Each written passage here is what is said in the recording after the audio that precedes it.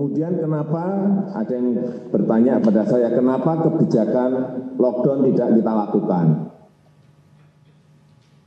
Perlu saya sampaikan bahwa setiap negara memiliki karakter yang berbeda-beda, memiliki budaya yang berbeda-beda, memiliki kedisiplinan yang berbeda-beda. Oleh sebab itu, kita tidak memilih jalan itu. Dan itu sudah saya pelajari. Saya memiliki analisa-analisa seperti ini dari semua negara, ada semuanya. Kebijakan mereka apa, mereka melakukan apa, kemudian hasilnya seperti apa, semuanya dari Kementerian Luar Negeri, lewat dubes-dubes yang ada, terus kita pantau setiap hari. Sehingga di negara kita memang yang paling pas adalah physical distancing. Menjaga jarak aman, itu yang paling penting. Kalau itu bisa kita lakukan, saya yakin bahwa kita akan bisa mencegah penyebaran COVID-19 ini.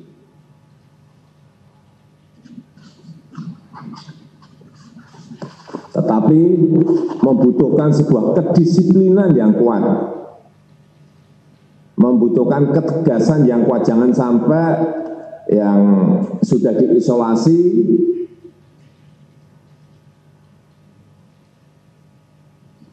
saya membaca sebuah berita sudah diisolasi masih membantu tetangganya yang mau hajatan. Ada yang sudah diisolasi masih beli handphone dan belanja di pasar. Saya kira kedisiplinan untuk mengisolasi itu yang paling penting. Partial isolated, mengisolasi sebuah RW, mengisolasi sebuah kelurahan penting, tetapi betul-betul dengan sebuah kedisiplinan yang kuat. Kalau ini bisa kita lakukan, saya kembali lagi, saya meyakini bahwa skenario yang telah kita pilih akan memberikan hasil yang baik. Dan sebentar lagi saya juga ingin mengumumkan mengenai mitigasi dari dampak ekonomi terhadap masyarakat. Ini perlu saya sampaikan juga pada para gubernur. Saya perintahkan ini kepada semua menteri, gubernur, bupati, dan wali kota agar memangkas rencana belanja yang tidak prioritas di APBN maupun di APBD. Anggaran-anggaran perjalanan dinas, pertemuan, belanja-belanja lain yang tidak dirasakan langsung oleh masyarakat segera harus dipangkas. Karena kondisi fiskal kita sekarang ini bukan sebuah kondisi yang enteng. Kemudian melakukan refocusing kegiatan dan melakukan realokasi anggaran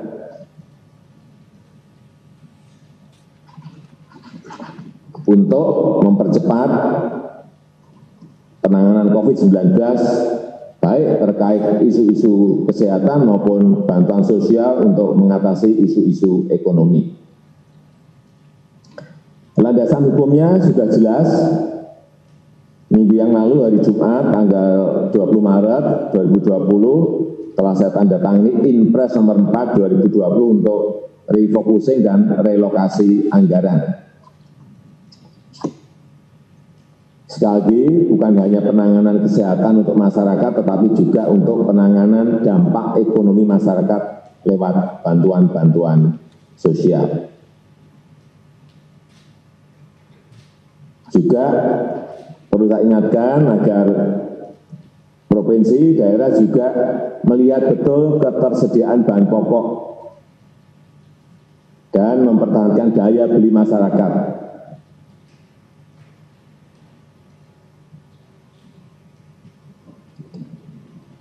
Tolong dilihat betul keadaan para buruh, terutama para pekerja harian, para petani, petani, para nelayan, dan juga ini yang terkena dampak terlebih dahulu, para pelaku usaha mikro, usaha kecil, agar kita usahakan agar daya belinya tetap terjaga dan bisa tetap beraktivitas dalam berproduksi. Oleh sebab itu, setiap kegiatan yang ada di provinsi, kabupaten dan kota, tolong diarahkan agar program-program itu bisa semuanya menjadi program padat karya tunai. Ini untuk mempertahankan daya beli masyarakat. Program padat karya tunai harus diperbanyak, harus dilipat gandakan, tetapi tetap harus mengikuti protokol kesehatan secara ketat untuk mencegah penularan COVID-19.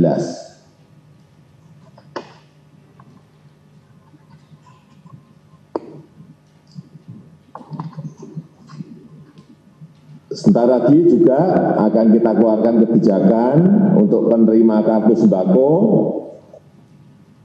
Selama 6 bulan mendatang akan kita tambah 50.000 sehingga diterima 200.000 per keluarga penerima manfaat.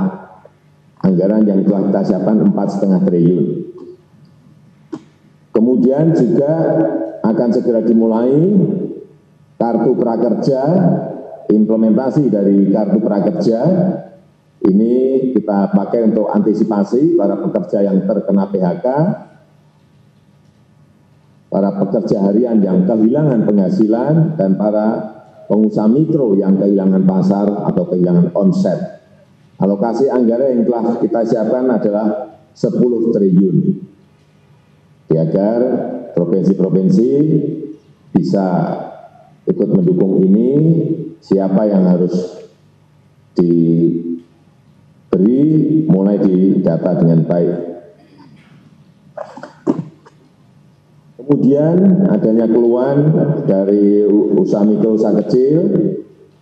Kita kemarin juga telah berbicara dengan OJK. OJK akan memberikan kelonggaran, memberikan relaksasi kredit bagi usaha mikro, usaha kecil untuk nilai kredit di bawah 10 miliar. Baik ini yang kredit yang diberikan oleh perbankan maupun industri keuangan non-bank, akan diberikan penundaan cicilan sampai 1 tahun dan penurunan bunga.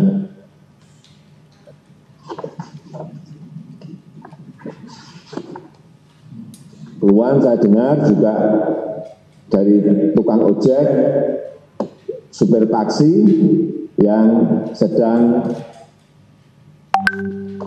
memiliki kredit motor atau kredit mobil, ataupun nelayan yang sedang memiliki kredit perahu. Saya kira ini juga perlu disampaikan kepada mereka untuk tidak perlu khawatir, karena pembayaran bunga dan angsuran diberikan kelonggaran atau relaksasi selama 1 tahun.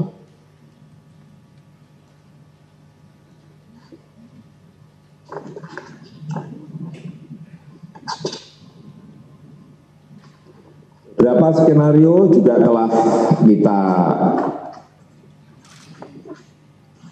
hitung, kita kalkulasi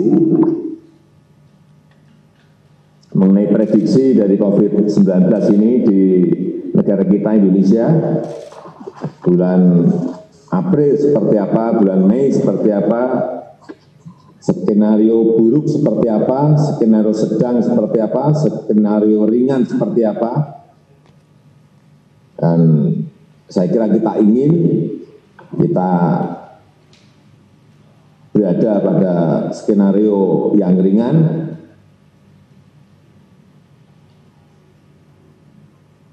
dan kalau memang betul-betul sulit dibendung, ya kita paling tidak masuk ke skenario sedang, jangan sampai masuk ke skenario yang paling buruk.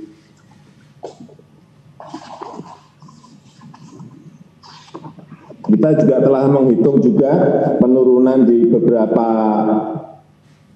provinsi mengenai daya tahan, mengenai penurunan pendapatan dari setiap provinsi yang ada. Ini saya berbicara skenario sedang saja, misalnya Provinsi Buruh, kalau skenario-nya sedang, yang terparah nanti akan berada di Nusa Tenggara Barat. Itu akan ada penurunan pendapatan kurang lebih 25%. Karena hitungan kita, ini kita mampu bertahan di Juni sampai September. Kemudian untuk petani dan nelayan, tolong juga hati-hati, kalau skenario-nya sedang, ini yang terparah nanti di Kalimantan Barat. Karena ada penurunan pendapatan sampai 34%. Dengan daya tahan Oktober sampai November. Kemudian pedagang mikro, pedagang kecil, kalau skenario-nya sedang, yang berat adalah di Kalimantan Utara, dengan penurunan pendapatan sampai 36%. Dan kemampuan bertahan di Agustus sampai Oktober.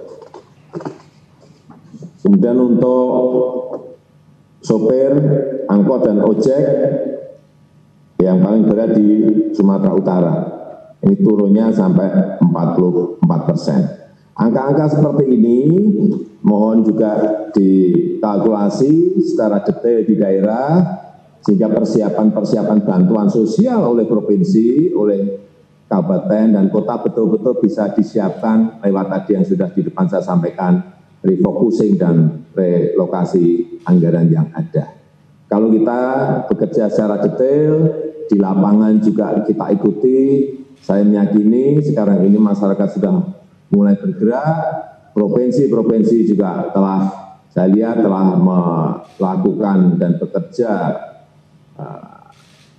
secara baik dalam melakukan semprotan disinfektan, kemudian sosialisasikan, menjaga jarak yang aman. Saya meyakini skenario yang paling ringan itulah yang akan muncul. Saya rasa itu sebagai pengantar yang bisa saya sampaikan pada kesempatan yang baik ini. Terima kasih.